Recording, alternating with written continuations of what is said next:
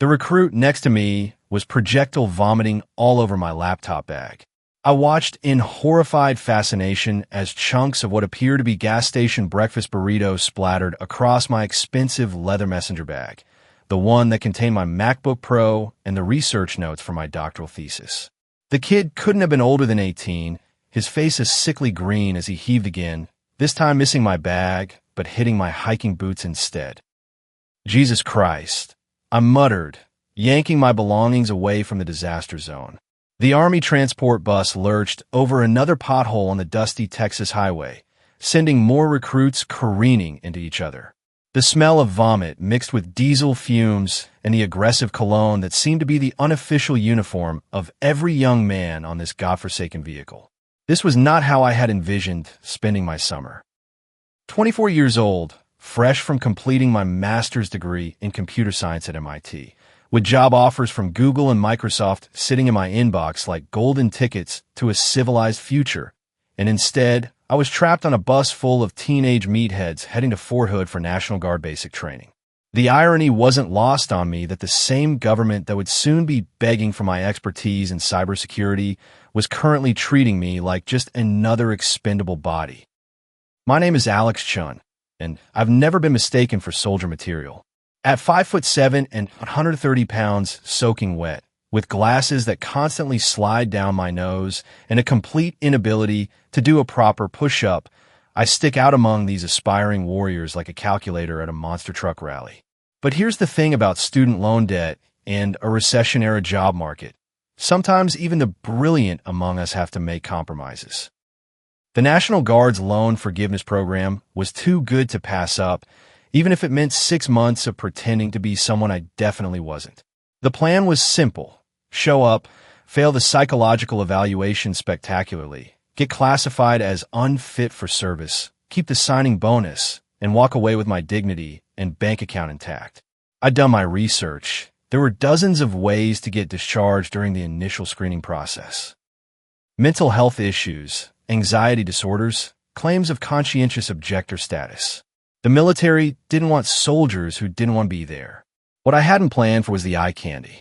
The kid who just redecorated my belongings was now being comforted by what could only be described as a walking advertisement for American masculinity. Broad shoulders, sun-streaked brown hair, the kind of easy confidence that comes from a lifetime of being good at sports and popular with girls. He was probably from some small town in Oklahoma or Kansas, the type who'd played quarterback in high school and still wore his class ring. "Hey man, you okay?" The golden boy was asking the sick kid, genuine concern in his voice. His accent had that slight southern drawl that I'd always found inexplicably attractive, even as I intellectually knew it probably came packaged with political views that would make my liberal arts professor parents physically ill. "I'm Jake," he said, introducing himself to anyone within earshot. "Jake Morrison from Austin. Y'all nervous about this whole thing?" A chorus of voices responded, names and hometowns flying around the bus like trading cards. Tyler from Dallas, Miguel from San Antonio, Brad from Houston. A regular United Nations of Texas masculinity, and here I sat, the lone wolf with my designer luggage and my carefully cultivated sense of superiority. I pulled out my phone to check my messages, trying to ignore the rising volume of conversation around me. 3 missed calls from my mother, probably wanting to know if I'd made any friends yet. A text from my ex-boyfriend David asking if I was really going through with this military thing. And 17 unread emails from various tech recruiters who had no idea I was currently surrounded by the kind of men who probably use gay as a synonym for stupid. The thing is, I'd spent the last 6 years in the comfortable bubble of elite academia, where being gay was not only accepted but practically fashionable, where discussions of gender theory and queer literature happened over organic coffee in spaces that smelled like old books and progressive idealism, where my sexuality was just another interesting facet of my identity, like being good at chess or preferring indie films. This was not that world. This was Texas. This was the military. This was a bus full of young men who probably thought diversity meant having both Ford and Chevy trucks in their high school parking lot. And despite every rational thought in my head telling me this was a terrible idea, I found myself genuinely curious about what the next few weeks might bring. "Where are you from?" Jake had somehow ended up in the seat next to me, having helped relocate the still queasy vomit kid to a window seat where he could suffer in peace. "Boston," I replied, not bothering to look up from my phone. "Well, Cambridge, technically." "Harvard." There was something that might have been awe in his voice. "Mit actually. Just finished my master's degree." I couldn't help the slight note of pride that crept into my voice. Even in this alien environment, my academic achievements were still my armor. "Dang, that's impressive." Jake settled back in his seat, and I caught a whiff of his cologne. Something woodsy and masculine that probably cost more than these guys made in a week. What brings someone with an MIT degree to basic training? It was a fair question, and one I've been asking myself since I signed the papers 3 months ago. The honest answer was complicated: student loans, family pressure, a quarter-life crisis disguised as patriotic duty. The simple answer was easier. Adventure, I guess. Wanted to try something different. Jake laughed, a sound that was surprisingly warm. Different is definitely what you're going to get. My cousin went through this program last year. Said it was the hardest thing he'd ever done, but also the best. I studied Jake's profile as he gazed out the window at the increasingly desolate Texas landscape.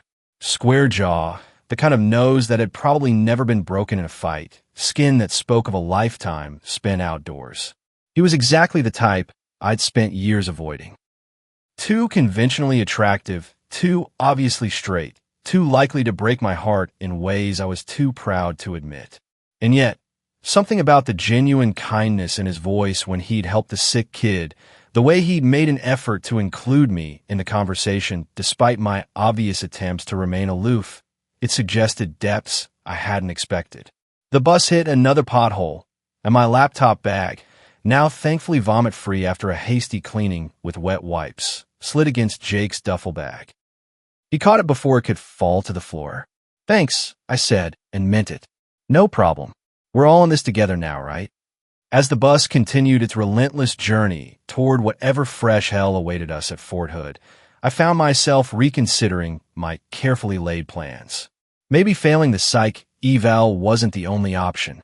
Maybe there was something to be said for seeing this experience through, for stepping outside the comfortable confines of my carefully constructed world.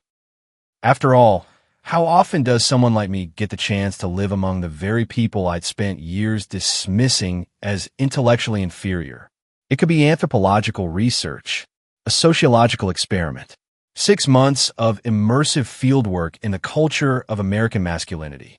Or maybe I was just making excuses because Jake Morrison from Austin had the kind of smile that made smart people do stupid things. Either way, as the Fort Hood entrance came into view, all razor wire and stern face guards, I made a decision that would change everything. I was going to pass that psychological evaluation. I was going to become a soldier. God help me. The Fort Hood reception station looked exactly like every military facility I'd ever seen in movies. A collection of beige concrete buildings that seemed designed to crush the human spirit through sheer architectural bleakness. As our bus wheezed to a stop in front of the main processing center, I could see clusters of drill sergeants waiting like predators, their campaign hats casting shadows over faces that promised nothing but misery for the next several weeks. "Welcome to paradise," Jake muttered beside me, but there was excitement in his voice that belied his sarcasm. He gathered his duffel bag with the kind of efficiency that spoke of a lifetime spent in locker rooms and summer camps. Meanwhile, I fumbled with my laptop bag, designer luggage, and a small backpack that contained what I'd optimistically assumed would be everything I needed for my brief military charade. The Texas heat hit us like a physical force as we filed off the bus. It was barely 9 in the morning, and already the temperature felt apocalyptic. I watched sweat immediately begin to bead on Jake's forehead, darkening the collar of his polo shirt, and found myself wondering what kind of masochistic impulse had led me to choose this particular adventure. "Chun, Alexander Chun." A sergeant with a clipboard was calling names, his voice carrying the particular brand of barely controlled aggression that seemed to be standard issue in the military. I raised my hand, feeling absurdly like I was back in elementary school. "Here, Sergeant." He looked me up and down with the kind of expression usually reserved for exotic insects. "Well, aren't you a special little snowflake? Follow the yellow line to Building C for processing. Move." The next few hours passed in a blur of bureaucratic efficiency that would have impressed even the most jaded government employee. We were herded from station to station like particularly valuable livestock. Paperwork verification, uniform issue, equipment distribution. At each stop, I found myself cataloging the other recruits with the detached fascination of an anthropologist studying a particularly interesting tribe. There was Miguel Santos from El Paso, built like a linebacker with a smile that could power small cities. Brad something or other from Dallas, whose southern accent was so thick it seemed almost performative. Tyler Johnson from Fort Worth, who kept flexing unconsciously as if his muscles were on automatic pilot. And scattered throughout this testosterone-fueled gathering were dozens of others. Farm boys and city kids, college dropouts, and high school heroes, all united by the peculiar American impulse to volunteer for institutionalized suffering. Jake stayed close to me throughout the process, a development that I found both flattering and slightly concerning. He seemed genuinely interested in my background, asking questions about MIT and Boston that suggested a curiosity I hadn't expected from someone who looked like he'd stepped off a recruiting poster. "So what's it like?" he asked as we waited in line for uniform fitting. "Living in a place like Cambridge, must be pretty different from Texas." I considered how to answer without sounding like a complete elitist. "It's intense, very focused on achievement. Sometimes I think people forget there's a world outside the university. That why you're here? Wanted to see the real world?" The question caught me off guard with its perceptiveness. Something like that. The uniform fitting was an exercise in military precision that left no room for personal preference or dignity. We were measured, poked, and prodded by staff sergeants who treated human bodies like particularly complex equipment requiring proper calibration. When my turn came, I found myself standing in my underwear in front of a bored-looking specialist who called out measurements to another soldier with clipboard. 30-inch waist, 28-inch inseam, 15-inch neck, she announced with the enthusiasm of someone reading a grocery list. "You're going to need the extra small everything, honey." From across the room, I could hear someone, probably one of the Texas boys, snickering. I forced myself to maintain eye contact with the specialist, refusing to let embarrassment show on my face. So what if I was built more like a marathon runner than a football player? At least I could solve differential equations. The medical examination was next, and it was here that my carefully constructed plans began to show their first serious cracks. We were processed in groups of 20, led into a sterile room that smelled like disinfectant and institutional anxiety. The examining physician was a tired-looking captain who had probably seen thousands of recruits and had long since stopped finding anything about the human body interesting or surprising. "Strip to your underwear and form a line," he announced without looking up from his clipboard. What followed was perhaps the most surreal 15 minutes of my adult life. 20 young men in various states of physical development stood in their underwear, while a doctor and 2 medics moved down the line, checking reflexes, listening to heartbeats, and conducting the kind of intimate examinations that would have required dinner and several drinks in any other context.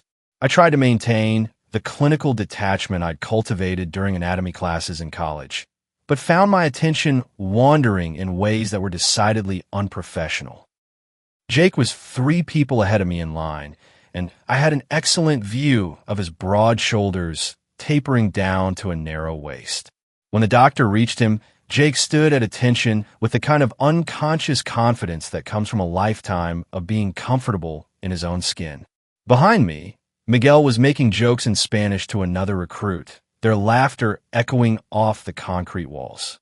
To my left, the mustached kid from the bus, whose name I'd learned was Danny, was shifting nervously, apparently less comfortable with public semi-nudity than his earlier bravado had suggested. When my turn came, the doctor's examination was brisk and professional. Blood pressure, reflexes, hernia check, all conducted with the kind of efficient impersonality that made it clear this was just another day at the office. I passed everything with flying colors, a development that should have pleased me, but instead left me feeling vaguely disappointed. Next, the doctor called, and I was dismissed to get dressed and move on to the final station, psychological evaluation. This was it. This was the moment I'd been planning for since I first decided to game the system. All I had to do was walk into that office, convince the psychiatrist that I was too intellectually fragile for military service, and walk away with my signing bonus intact and my conscience clear. The waiting area outside the psychiatrist's office was a study in military issue anxiety. Plastic chairs arranged in neat rows, motivational posters featuring eagles and flags, and the kind of fluorescent lighting that made everyone look slightly jaundiced. I sat between Jake and a nervous-looking kid from Houston who kept bouncing his leg and muttering what sounded like prayers under his breath. "You nervous?" Jake asked quietly. I considered the question. Was I nervous? About the evaluation itself? No. About what I was planning to do? Surprisingly, yes. A little. You? He shrugged. My dad went through this same process 30 years ago. Said the worst part was the waiting. Before I could respond, my name was called. I stood, shouldered my laptop bag, which they'd somehow allowed me to keep, and walked toward what I'd assumed would be my ticket out of this place. The psychiatrist was nothing like what I'd expected. Instead of some burned-out military lifer, I found myself facing a woman in her early 40s with sharp eyes and a PhD from Johns Hopkins prominently displayed on her wall. Major Sarah Richards, according to her nameplate, and she looked like someone who would not be easily fooled by amateur theatrics. "Alexander Chun," she said, gesturing to the chair across from her desk. "MIT, computer science, multiple job offers. What brings someone with your qualifications to my office?" I settled into the chair, my carefully rehearsed breakdown suddenly feeling inadequate. "I wanted to serve my country, ma'am." She raised an eyebrow. "Really? It wasn't a question." She had my file open in front of her, and I could see photocopies of my academic transcripts, recommendation letters, even what looked like my standardized test scores from high school. This woman had done her homework. "According to your file, you've never shown any previous interest in military service. No ROTC, no military family background, no history of patriotic involvement. Your senior thesis was on encryption algorithms that would specifically prevent government surveillance. So I'll ask again, what are you really doing here?" The intelligent thing to do would have been to stick to my plan. Claim anxiety, depression, anything that would get me classified as unfit for service.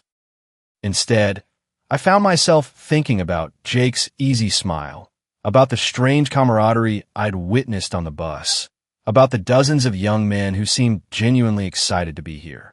"I don't know," I said, and for the first time in years, I was telling the complete truth.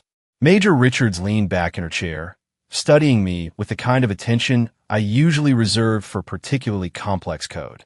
"You don't know. I thought I knew. I had a plan. But being here, meeting these people..." I trailed off, realizing how ridiculous I must sound. "Mr. Chun, I've been doing this job for 8 years.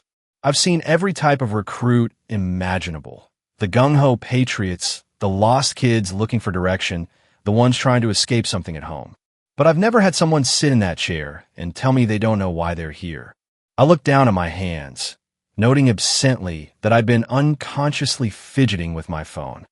Maybe that's because I'm still figuring it out. She was quiet for a long moment, making notes in my file. Finally, she looked up. "Do you have any mental health issues I should know about? Anxiety, depression, suicidal ideation?" This was it. This was my moment. All I had to do was say yes, and I'd be on a bus back to Boston by evening. Instead, I heard myself saying, "No, ma'am. Nothing like that. Any substance abuse issues? Problems with authority? Concerns about your ability to function in a military environment?" Each question was another opportunity to escape, and each time I found myself giving the answer that would keep me here. By the time she finished her evaluation, I had somehow talked myself into 6 months of military service without quite understanding how it had happened. "Congratulations, Mr. Chun," Major Richards said as she signed my paperwork. You're officially a soldier. Try not to overthink it.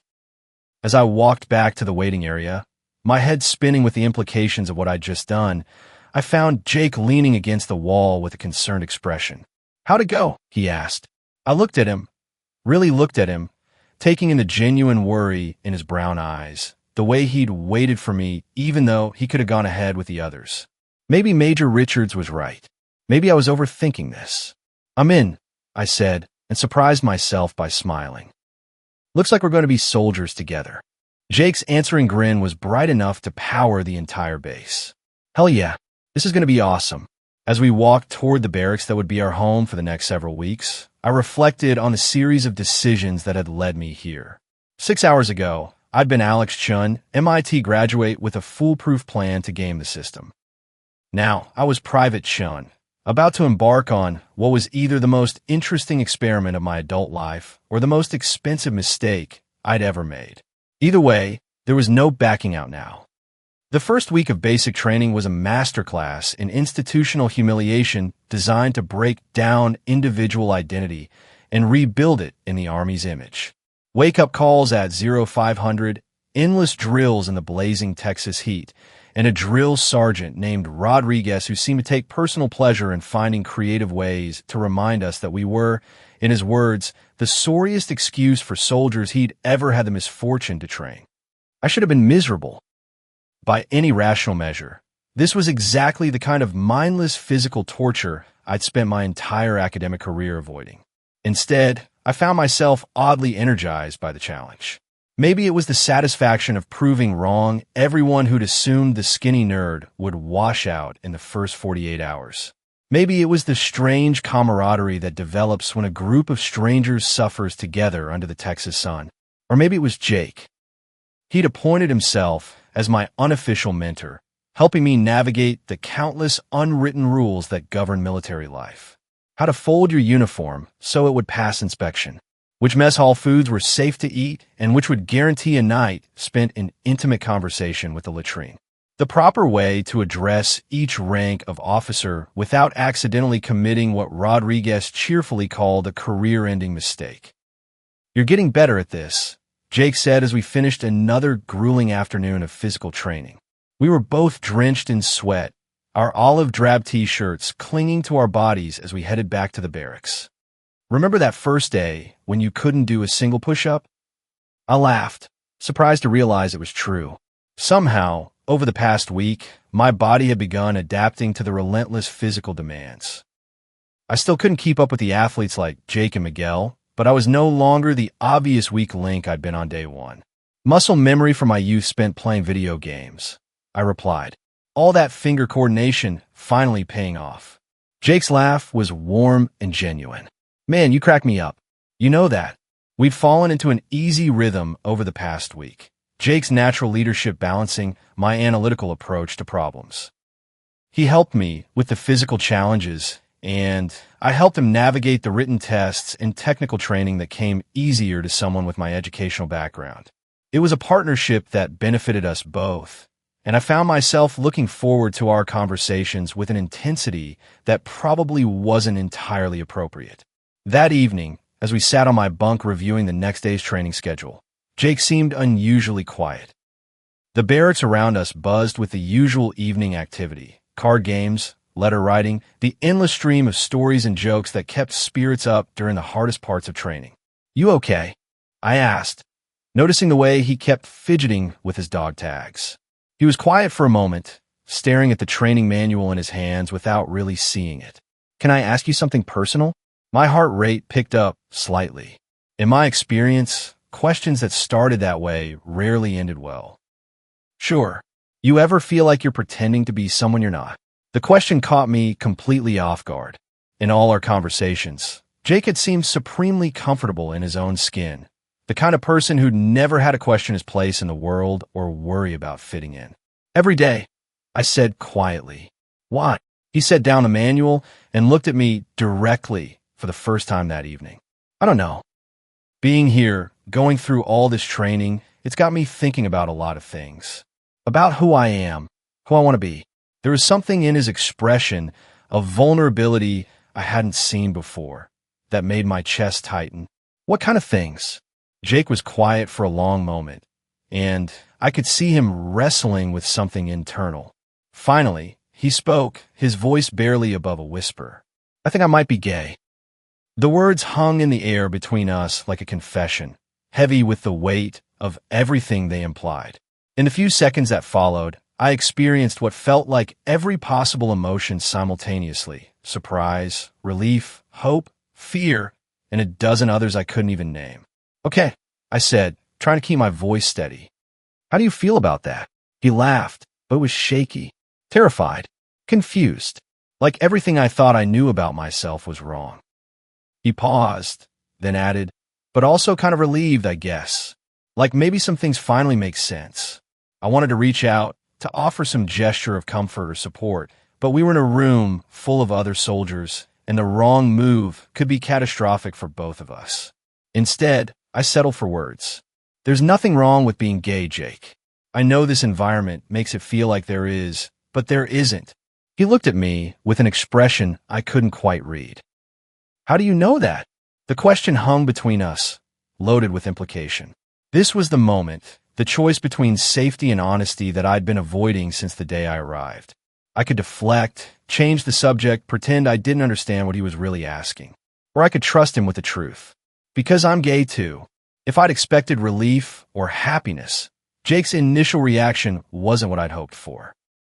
He looked almost stricken, his face cycling through surprise, confusion, and something that might have been panic. You are? But you never. I mean, how was I supposed to know? You weren't, I said gently. That was kind of the point. It's not exactly the safest thing to advertise in a place like this. He nodded slowly, processing. Is that why you're here? Like, some kind of experiment or something? The question stung a little, probably because it wasn't entirely wrong. Partly, I admitted, but also because I wanted to challenge myself, to step outside my comfort zone and see what I was capable of. And what have you found out? I looked at him, really looked at him, taking in the earnest concern in his brown eyes, the way the late afternoon light caught the stubble on his jaw, the nervous energy radiating from his body as he waited for my answer. That I'm capable of things I never expected, I said. Good things and terrifying things, and things I don't have names for yet. Something shifted in the air between us. The normal sounds of the barracks, conversations, laughter, the creak of bed frames, seemed to fade into background noise. Jake moved closer on the narrow bunk, close enough that I could feel the heat radiating from his body. Alex, he said quietly, I think I'm attracted to you. The confession hit me like a physical force. Here was this beautiful, kind, fundamentally decent person telling me something that took tremendous courage to say in a place where such admissions could destroy careers and lives. I'm attracted to you too, I replied, my voice barely audible. For a moment, we just looked at each other, the weight of mutual acknowledgement settling between us. Then Jake reached out, his fingers brushing against mine where they rested on the olive drab blanket. What do we do now? He asked. Before I could answer, the lights-out call echoed through the barracks. Around us, soldiers began their evening routines, changing into sleep clothes, making final trips to the latrine, settling into their bunks for another night of restless sleep in the Texas heat. Now we be careful, I whispered as Jake climbed up to his bunk above mine, and we figure this out as we go. Later that night, after the barracks had settled into the familiar symphony of snores and shifting bodies, I lay awake staring at the bottom of Jake's bunk.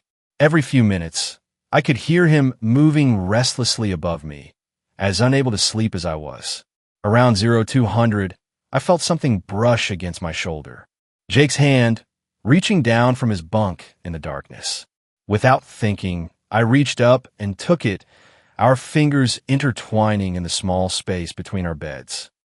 We stayed like that for what felt like hours, connected by nothing more than the touch of skin against skin, but somehow more intimate than anything I'd experienced before. It was a gesture of trust and affection that carried enormous risk in our environment, and that made it feel even more precious. When I finally drifted off to sleep, our hands still linked in the darkness, I was surprised to realize that for the first time since arriving at Fort Hood, I felt completely at peace.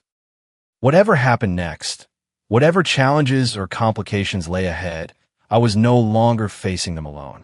The next morning brought new challenges as Rodriguez announced that our platoon would be participating in a week-long field training exercise, sleeping in tents, eating MREs, and learning the basics of combat operations in conditions designed to test both our physical endurance and mental resilience. As we packed our gear and prepared for another week of institutional suffering, Jake caught my eye across the barracks. His smile was subtle but unmistakable, carrying a warmth that made the prospect of sleeping on the ground under the Texas stars seem almost appealing. "Ready for an adventure?" he asked as we shouldered our packs. I thought about everything that had brought me to this moment. The carefully laid plans, the unexpected discoveries, the growing certainty that some of the most important parts of life can't be predicted or controlled. "More ready than I've ever been," I replied, and meant it completely. The field training exercise turned out to be everything Rodriguez had promised and worse. 3 days of sleeping in tents that leaked when the Texas sky decided to dump its evening thunderstorms on us, eating meals that made the regular mess hall food seem gourmet, and learning the finer points of tactical operations under conditions that would have made a medieval peasant complain about the accommodations.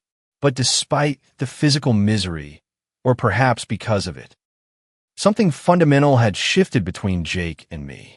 The careful distance we'd maintained in the barracks was impossible to sustain when we were sharing a two-man tent, and depending on each other for everything from setting up camp to navigating night maneuvers with nothing but a compass and the kind of map that assumed you already knew where you were going.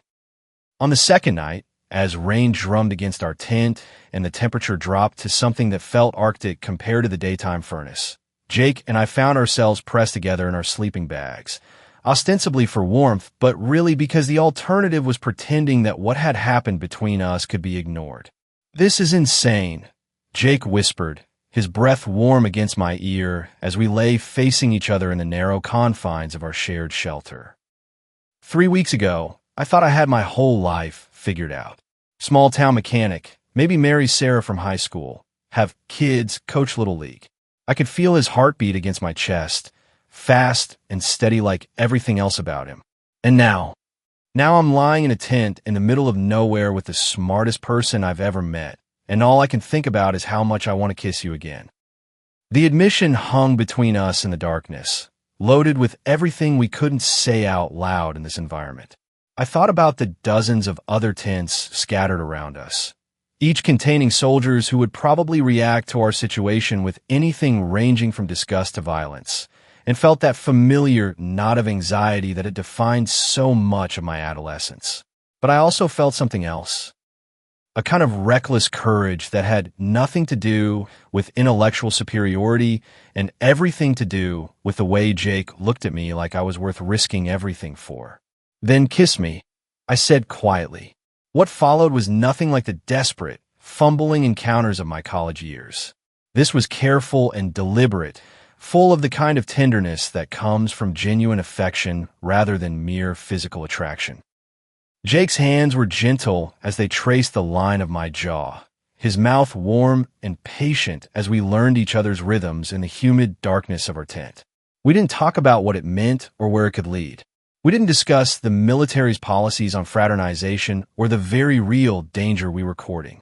We just held each other until sleep finally claimed us, and woke the next morning to Rodriguez's bellowing voice calling us to another day of institutional torture. The final day of the exercise brought our most challenging test yet, a simulated rescue mission that required teams of 4 to navigate hostile terrain, locate a wounded soldier, actually one of the drill instructors playing dead very convincingly, and extract him to safety while avoiding detection by opposing forces. I've been paired with Jake, Miguel, and a quiet kid from Houston named Tommy who had the kind of serious demeanor that suggested he actually took this military training thing seriously. As we huddled around our map in the pre-dawn darkness, planning our approach to the target zone, I found myself slipping into the analytical mindset that had served me well in academic settings.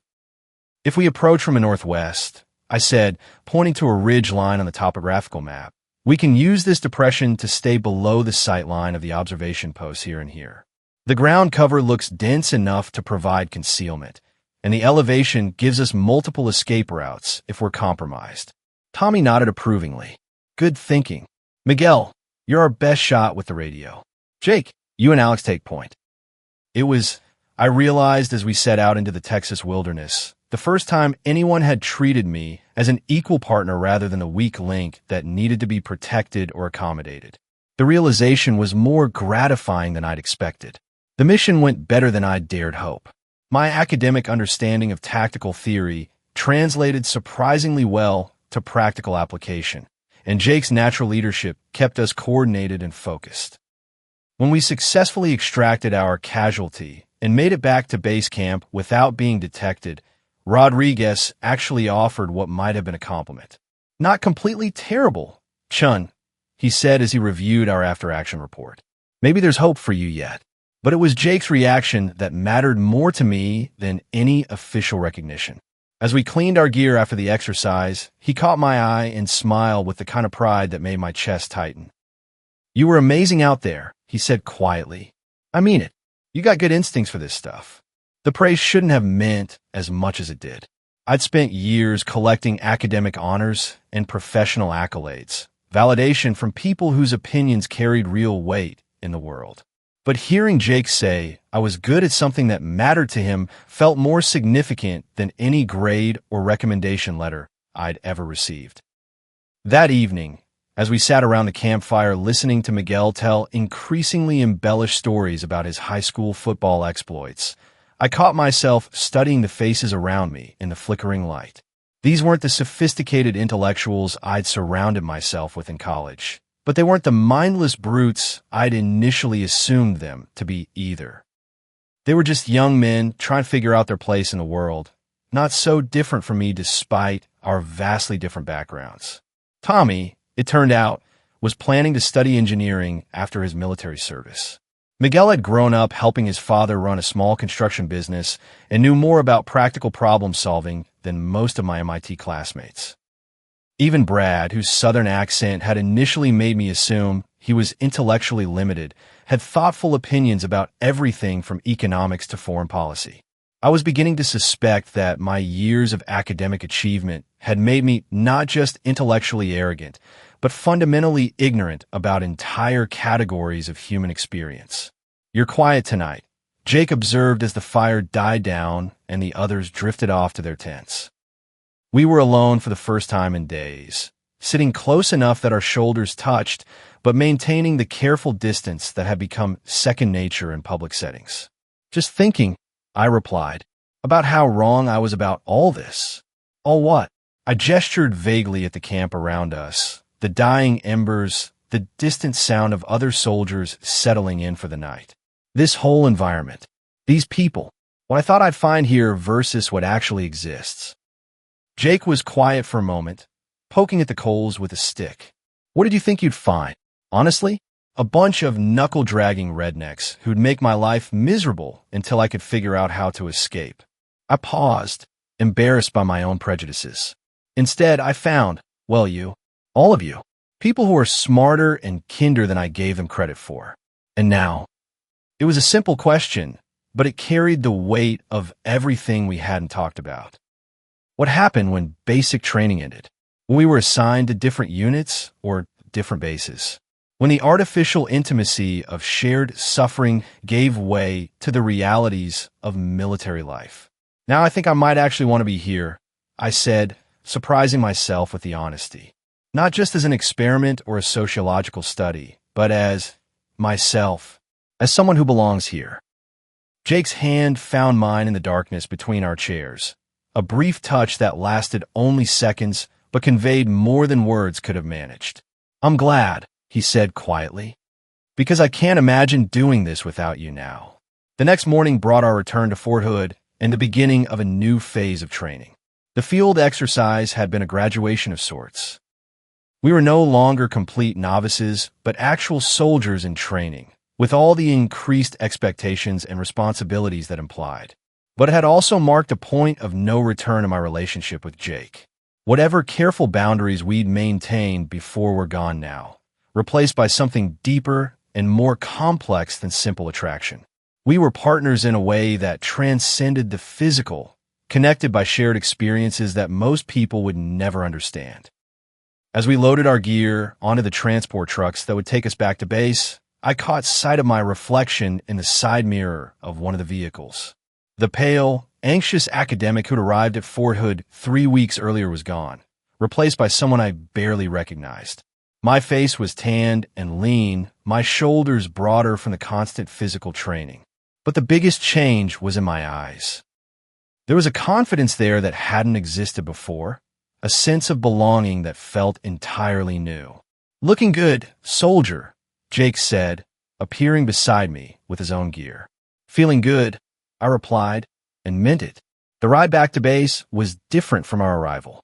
The nervous energy of new recruits had been replaced by the easy camaraderie of people who'd been tested together and survived. We'd moved beyond the initial phase of basic training into something more specialized and demanding, and I found myself genuinely excited about the challenges ahead. But as we pulled through the gates of Fort Hood, I was also aware of how much more complicated things were about to become. The controlled environment of field training was over, and now we'd be back in barracks, surrounded by dozens of other soldiers, navigating the complex social dynamics of military life while trying to maintain our carefully hidden relationship. Jake seemed to be thinking along similar lines.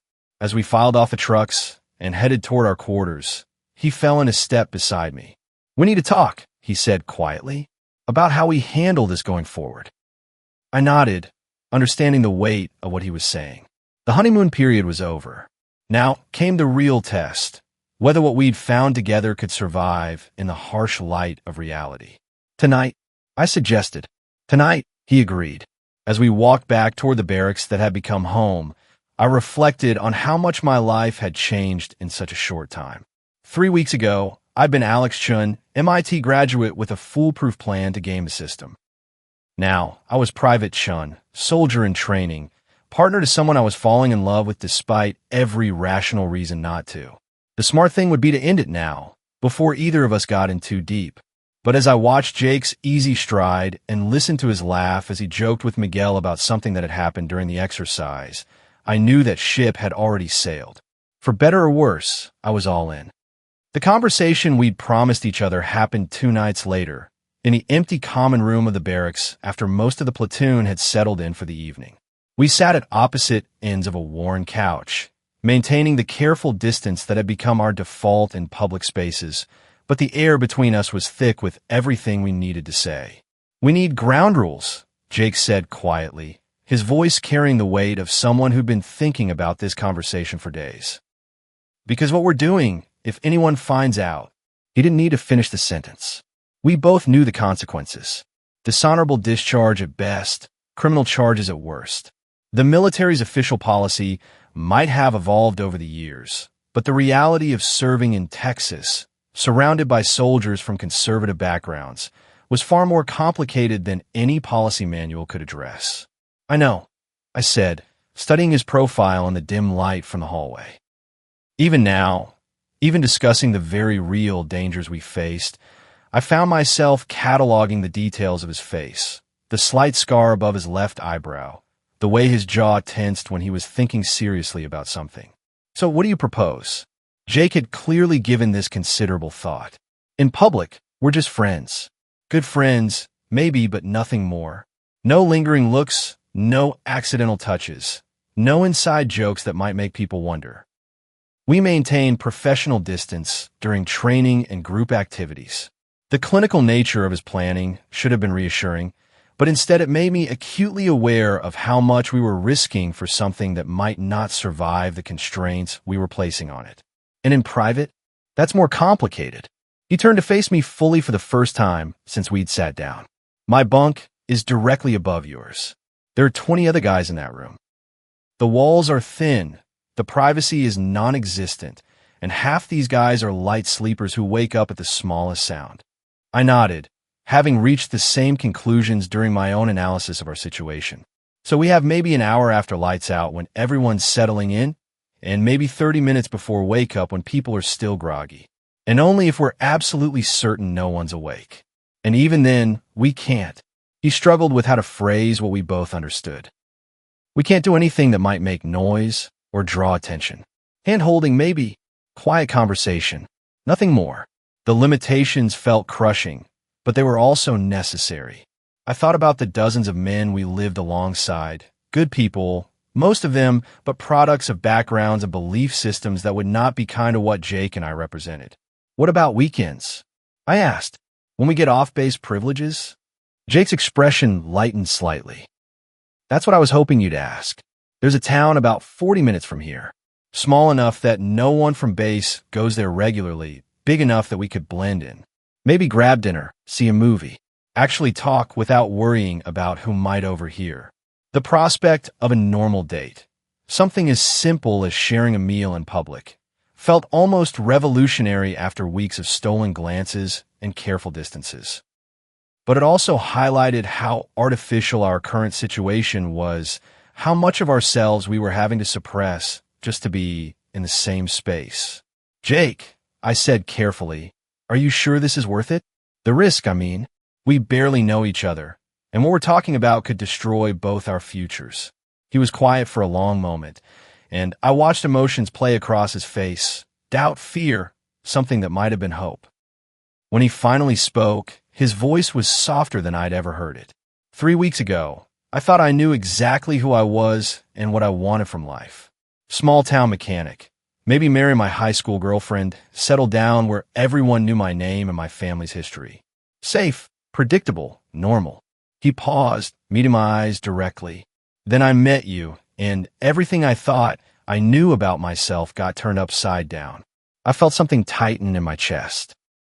That's not necessarily a good thing, isn't it?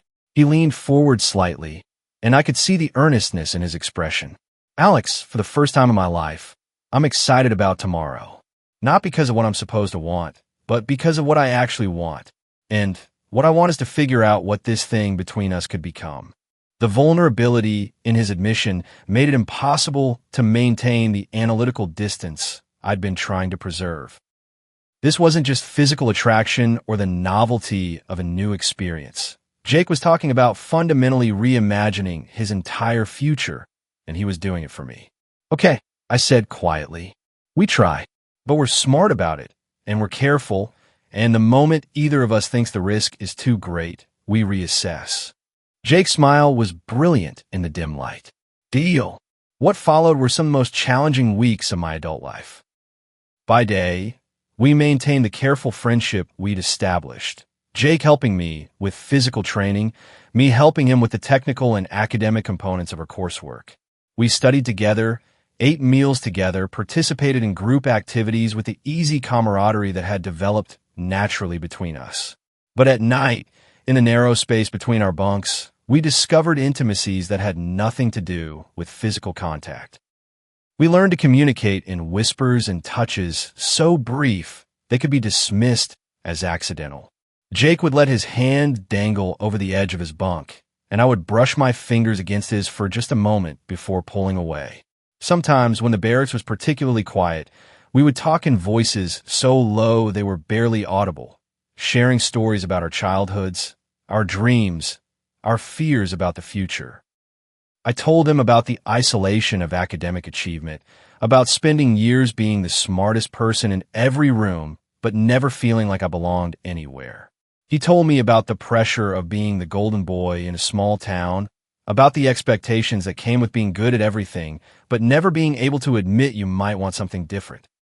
Those conversations, conducted in near silence with 20 other men sleeping around us, became more intimate than anything I'd experienced in previous relationships. There was something about the enforced quiet, the constant danger of discovery, that stripped away all pretense and left only essential truth. But the strain was becoming evident in other ways. My academic performance, which had always been my refuge during times of stress, began to suffer as my attention became increasingly divided. During weapons training, I found myself watching Jake's hands as he demonstrated proper grip technique rather than focusing on the instruction. In tactical exercises, I caught myself positioning myself closer to him than strategic wisdom would dictate. Jake was experiencing similar struggles. His natural athleticism and leadership abilities, which had made him stand out since our first day, became less reliable as he became distracted by maintaining our careful balance. During a particularly challenging obstacle course exercise, he failed to clear a wall he'd previously handled easily, earning sharp criticism from Sergeant Rodriguez and concerned looks from our fellow recruits. "You're losing focus, Morrison," Rodriguez barked after Jake's second failed attempt at the wall. "Whatever's going on in that head of yours, you better figure it out fast. The Army doesn't have time for daydreamers." That evening, as we sat in the common room reviewing the day's training materials, Jake seemed unusually subdued. Miguel and Tommy were at the other end of the room, engaged in their usual debate about football statistics, but Jake's attention was clearly elsewhere. "You okay?" I asked quietly, hoping my concern sounded appropriately casual. "Just thinking about what Rodriguez said," Jake replied, but his tone suggested there was more to it than that. About losing focus. I understood what he wasn't saying. The constant vigilance required to maintain our secret was exhausting, and it was starting to affect other areas of our lives. We were walking a tightrope that seemed to get narrower with each passing day. Later that night, after lights out, Jake's voice drifted down from his bunk in a whisper so quiet I had to strain to hear it. "Alex, are you awake?" "Yeah," I whispered back. "I've been thinking about what we talked about reassessing if the risk gets too great." My heart rate spiked, and there was a long pause before he responded. "I think we need to be more careful. Not about us, but about how this is affecting everything else." Rodriguez was right. I am losing focus.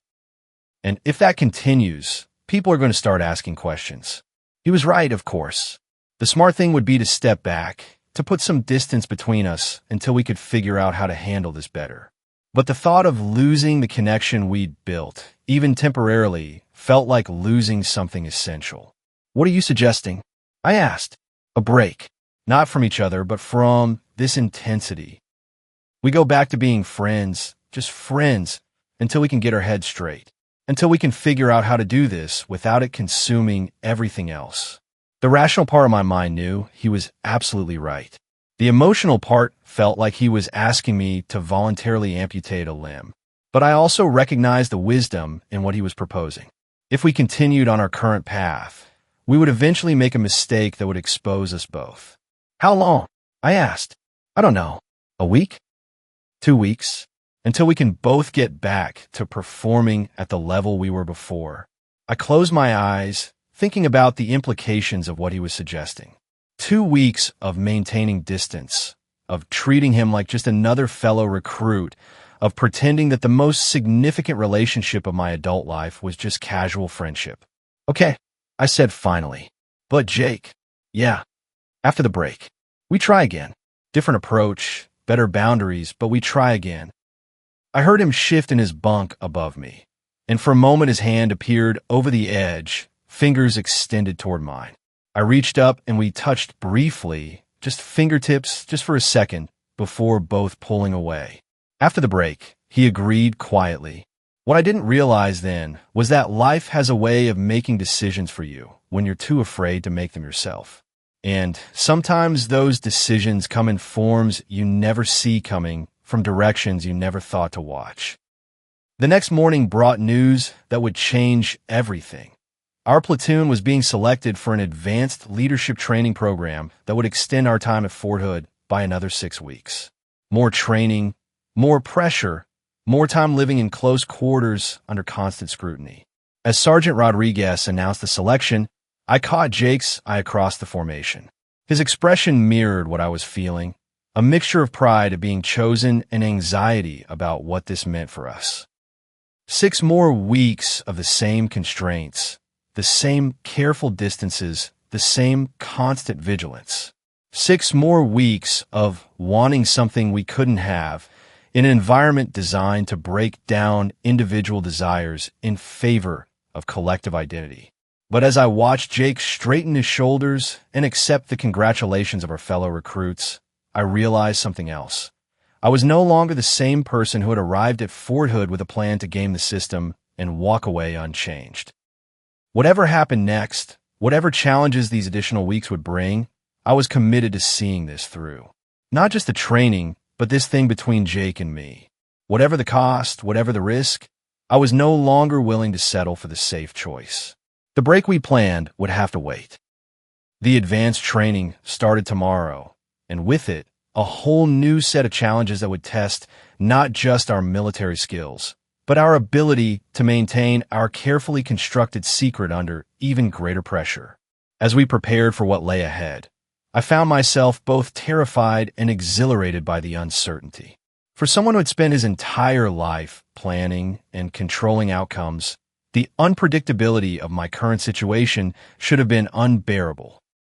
Instead, it felt like the most honest thing I'd ever done.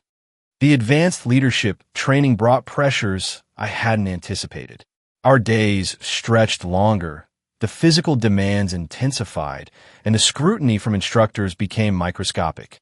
What had been challenging before now felt almost impossibly demanding, and the careful balance Jake and I had managed to maintain began showing serious cracks.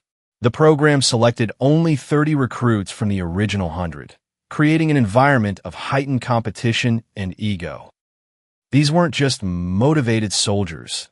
They were the elite, the ones destined for rapid promotion and positions of real responsibility. The camaraderie that had characterized our earlier training gave way to something sharper, more calculating. Staff Sergeant Martinez, our new lead instructor, was nothing like Rodriguez. Where Rodriguez had been loud and intimidating, Martinez was quiet and analytical, the kind of leader who noticed everything and forgot nothing. He had the unsettling ability to appear anywhere at any time, observing interactions with the cold efficiency of someone who'd spent years reading people for signs of weakness or deception. Leadership isn't about being liked, he announced during our first briefing. It's about making the hard decisions that keep your soldiers alive. Anyone here who thinks this is summer camp needs to reconsider their life choices. His eyes swept the group with practiced assessment, and I felt like he was cataloging each of us for future reference. When his gaze lingered on me for just a moment longer than the others, I forced myself to maintain eye contact, refusing to show the anxiety that was building in my chest. The new training regimen meant different housing arrangements. Instead of the large barracks, we were assigned to smaller rooms with just 4 bunks each. Jake and I found ourselves separated for the first time since arriving at Fort Hood. He was placed with Miguel and 2 other soldiers I barely knew, while I was assigned a room with Tommy, Brad, and a quiet kid from Colorado named Matthews. The separation should have been a relief, a chance to focus on training without the constant tension of maintaining our secret. Instead, it felt like losing a vital part of myself. The easy conversations, the brief touches, the comfort of knowing he was just a few feet away.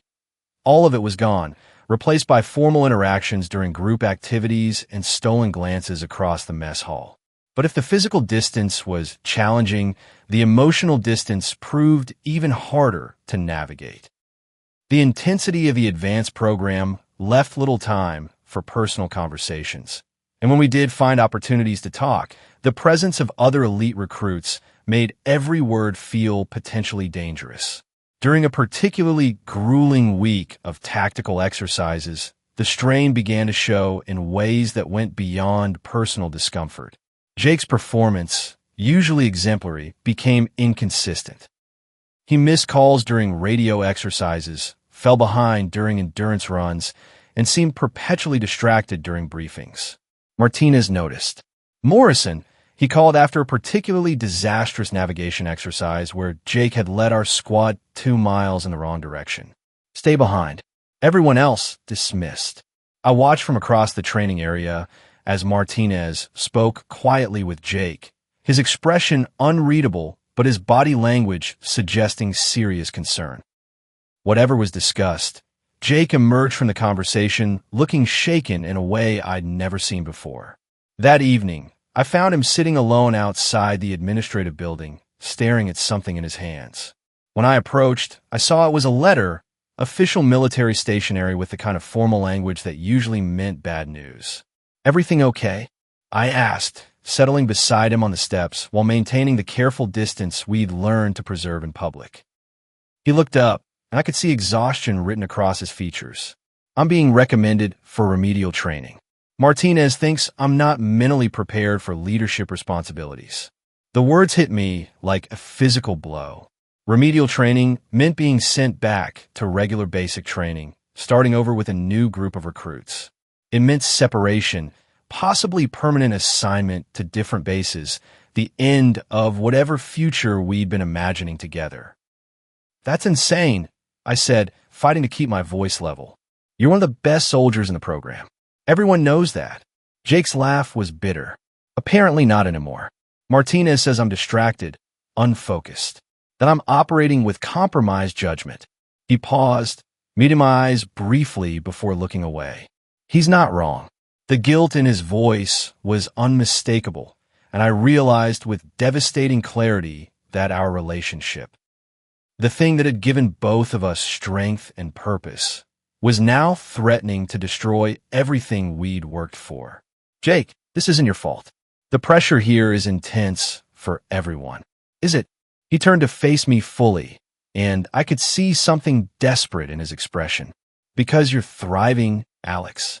Top marks in every evaluation, commendations from every instructor. You're exactly where you belong."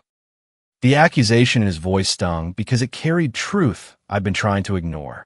While Jake struggled with the increased demands, I had found myself energized by the intellectual challenges of advanced training. The strategic thinking, the complex problem-solving, the leadership scenarios, it all played to strengths I developed through years of academic achievement. But success felt hollow when it came at the cost of watching someone I loved falter. "We need to talk," I said quietly. "Really talk. Not here, not like this." Jake nodded, understanding the weight of what I was suggesting.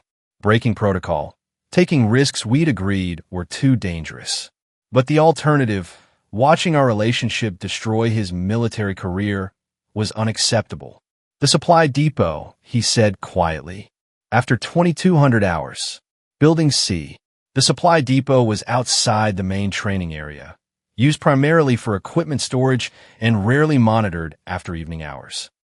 It was exactly the kind of risk we'd promised ourselves we wouldn't take, but circumstances had moved beyond careful planning.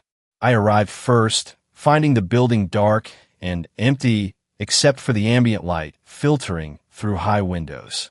The smell of canvas and gun oil filled the air, mixing with the ever-present Texas dust that seemed to permeate everything on base.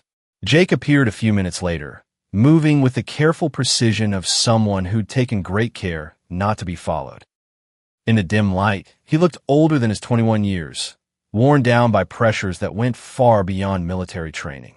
We stood facing each other in the narrow space between equipment racks, the weight of everything unsaid hanging between us like a physical presence. "I can't do this anymore," Jake said finally, his voice barely audible in the cavernous space. "Not like this. Not if it means watching my career implode while I pretend everything's normal." I felt my heart constrict. "What are you saying?" "I'm saying maybe we were kidding ourselves. Maybe this thing between us, maybe it's not worth what it's costing." He ran his hands through his hair, a gesture I'd learned meant he was struggling with something difficult. "I joined the military because I wanted to serve something bigger than myself. But all I can think about anymore is you, and it's making me useless as a soldier." The honesty in his admission was devastating because I recognized the same struggle in myself. The constant awareness of his presence, the careful choreography required to maintain our secret, the way every interaction had to be filtered through layers of deception. It was exhausting in ways I'd never anticipated. "So what do you want to do?" I asked, though I dreaded the answer. Jake moved closer, close enough that I could see the conflict playing across his features in the pale light. "I want to stop pretending. I want to tell Martinez exactly why I can't focus, why my performance has gone to hell. I want to stop living in this space between who I am and who I'm supposed to be." The suggestion was so monumentally dangerous that for a moment I couldn't process it. Coming out to a military superior would be career suicide, possibly criminal charges, certainly the end of everything we'd both worked toward. Jake, you can't. You know what would happen. Doi. He reached out, his fingers brushing against mine in the darkness.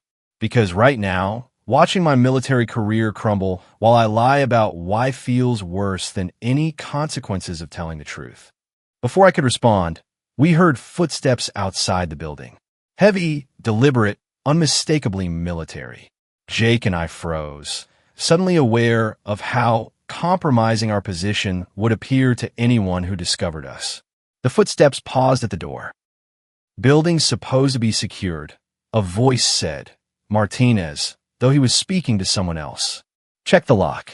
Jake and I looked at each other in the darkness, both understanding that discovery now would be catastrophic.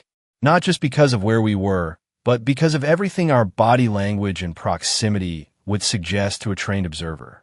The door handle rattled as someone tested it from outside. Locked, came another voice. Probably just heard the wind. The footsteps resumed, moving away from the building, but Jake and I remained frozen for several more minutes, hardly daring to breathe until we were certain we were alone again. When we finally moved apart, the spell of intimacy was broken, replaced by the stark reality of what we'd almost risked. This has to stop, I said quietly, though the words felt like admitting defeat. Whatever this is between us, we can't keep putting everything on the line for stolen moments in supply closets. Jake nodded, but I could see the pain in his expression. So what then? We just pretend it never happened? Go back to being casual friends who used to sleep in the same barracks? The question hung between us, unanswered because neither of us knew how to bridge the gap between what we wanted and what was possible. We'd stumbled into something real and significant, but the circumstances that brought us together were the same ones that made a future together seem impossible. As we prepared to leave the building separately, maintaining the careful intervals that had become second nature, Jake caught my arm. Alex, he said quietly, whatever happens with the remedial training recommendation, whatever decisions Martinez makes about my future here, I need you to know that meeting you, everything that's happened between us, it's been worth it, even if it ends tomorrow. The words should have been comforting, but instead they felt like a goodbye. As I made my way back to my quarters through the dark Texas night, I realized that we'd reached a crossroads that would define not just our relationship, but our entire futures. The next morning brought news that would force the decision for us. Jake's remedial training had been approved. He would be transferred to a different base within the week, starting his military service over with a new group of recruits. As I watched him pack his belongings with the stoic acceptance that had drawn me to him in the first place, I understood that some choices get made for you by circumstances beyond your control. The question was whether we'd let those circumstances define us, or find a way to write our own ending despite them. The advanced leadership program suddenly felt empty without him, but it also clarified something I'd been struggling to understand about myself. I belonged here, in this environment that challenged every assumption I'd held about my own capabilities and limitations. The question was whether belonging somewhere meant sacrificing the possibility of belonging with someone. Jake's transfer orders came through on a Thursday morning that felt like the end of everything I thought I understood about courage and sacrifice. I watched him pack his belongings with the same methodical precision he brought to every military task, folding uniforms and organizing gear, while the rest of our platoon pretended not to notice the subdued atmosphere that had settled over our quarters. Staff Sergeant Martinez had made the announcement during morning formation with characteristic efficiency. Morrison will be transferring to Fort Benning for remedial training. His replacement arrives Monday. Questions? There were no questions. In the military, people come and go with the regularity of shift changes, and everyone learns early not to get too attached to any particular configuration of personnel. But as I stood at attention, listening to Jake's military career effectively being reset to zero, I felt something fundamental crack inside my chest. The advanced leadership program continued around Jake's absence like water flowing around stone. My performance remained exemplary, top marks in tactical planning, commendations for innovative problem-solving approaches, recognition from instructors who saw in me the kind of analytical mind the modern military needed. But success felt increasingly hollow when measured against what it had cost. On Jake's final evening at Fort Hood, we found ourselves alone in the equipment storage area where this whole complicated journey had begun. The same racks of canvas and gun oil, the same pale light filtering through high windows, but everything between us had changed in ways that felt both inevitable and tragic. "I don't regret it," Jake said quietly, though his voice carried the weight of someone trying to convince himself as much as me. "Whatever happens next, whatever this costs both of us, I don't regret finding out who I really am." I studied his face in the dim light, memorizing details I might never see again. The slight scar above his eyebrow, the way his jaw tensed when he was working through something difficult, the earnest brown eyes that at first made me reconsider everything I thought I knew about belonging. "But you're angry," I said, because pretending otherwise would have been dishonest. Jake was quiet for a long moment. "Not angry. Frustrated, maybe. Scared about what comes next."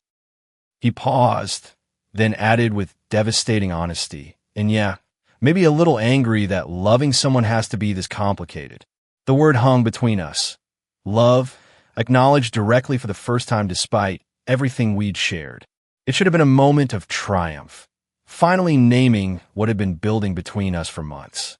Instead, it felt like an epitaph for something that had never been allowed to fully exist. "Jake," I began, but he shook his head. Don't try to fix this, or analyze it, or find some solution that lets us both have everything we want. Sometimes life just sucks, and the best you can do is decide what you're willing to sacrifice for what matters most." "And what matters most to you?" He looked at me directly, and I could see years of careful conditioning warring with something newer and more fragile. Honestly, 6 months ago, I would have said military service, honor, following the path I was raised to believe was right. But now I think what matters most is living honestly, even if it's harder, even if it costs more than I thought I was willing to pay. The next morning, I stood with the rest of our platoon as Jake loaded his gear onto the transport that would take him to Fort Benning in an uncertain future. We shook hands with the formal distance required by our environment, but his grip lingered just long enough to communicate everything we couldn't say out loud. "Take care of yourself, Alex," he said, using my first name for what felt like the first time in weeks. "You too," I replied, hoping my voice conveyed more strength than I felt. As the transport disappeared into the Texas heat haze, I realized that I was facing the same choice Jake had been grappling with, the difference between who I was supposed to be and who I actually was, and whether I had the courage to choose authenticity over security. The remaining weeks of the advanced leadership program passed with mechanical efficiency. I excelled in every metric that mattered to my instructors, earned recommendations that would fast-track my military career, and demonstrated exactly the kind of analytical leadership the Army valued. But I also spent those weeks thinking about sacrifice and courage in ways that had nothing to do with tactical manuals. I thought about Jake starting over at a new base with recruits who'd never known him as anything but someone who'd failed his first attempt at advanced training. I thought about the dozens of other soldiers, gay and straight, who navigated the complex terrain between authentic living and institutional belonging. I thought about my own journey from the arrogant academic who'd planned to game the system to someone who discovered capabilities and connections I'd never imagined. Most importantly, I thought about what kind of person I wanted to be when the safety of institutional structure was stripped away. The answer came to me during our final field exercise, a complex scenario that required coordinating multiple teams across difficult terrain to achieve objectives that shifted based on changing intelligence. As I watched my fellow soldiers adapt and improvise and support each other through challenges that had no textbook solutions, I understood something fundamental about leadership that no classroom had taught me. Real leadership isn't about having all the answers or maintaining perfect control. It's about creating environments where people can be their best selves, where individual strengths contribute to collective success, and where the cost of belonging doesn't require sacrificing the essential parts of who you are. On graduation day, as Staff Sergeant Martinez pinned commendation ribbons to my uniform and spoke about my potential for rapid advancement, I made a decision that would have shocked the academic elitist who'd first stepped onto that bus months earlier. I requested assignment to Fort Benning. "That's unusual," Martinez said, reviewing my paperwork with the careful attention he brought to everything. "Given your performance here, you could write your own ticket." "Why Benning?" I thought about all the ways I could answer that question: professional development, desire for diverse experience, strategic career planning. All would have been true enough. Instead, I chose honesty. "Because there's someone there I need to find," I said. Martinez studied me for a long moment, and I had the unsettling feeling that he saw more than I'd intended to reveal. Finally, he signed the transfer order. "Sometimes the best leaders are the ones who understand that mission success includes taking care of your people," he said quietly. "Good luck, Chun." 3 weeks later, I found myself back on a military transport, heading toward another base in another unknown. But this time, I wasn't running toward or away from anything. I was choosing. Actively, deliberately, with full awareness of both the costs and possibilities. Fort Benning felt different from Fort Hood, partly because of the Georgia humidity, but mostly because I was different. The anxious academic seeking to prove his intellectual superiority was gone, replaced by someone who'd learned that intelligence without emotional courage is just sophisticated cowardice. I found Jake during the evening meal, sitting with a group of new recruits who looked exactly like we had 6 months earlier, nervous, eager, trying too hard to project confidence they didn't feel. When he saw me approaching with my meal tray, his face cycled through surprise, confusion, and something that might have been hope. "What are you doing here?" he asked as I sat across from him at the crowded table. "Turned out I had more to learn," I said, meeting his eyes directly for the first time in weeks. What followed wasn't a fairy tale reunion or a dramatic declaration of love. Military life doesn't pause for personal epiphanies, and we still faced all the same institutional constraints that had complicated everything from the beginning.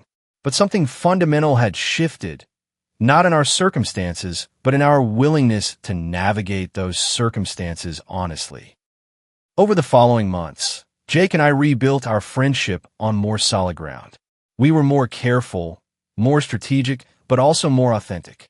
We found ways to support each other that didn't compromise our military service, but didn't require us to pretend we were something we weren't.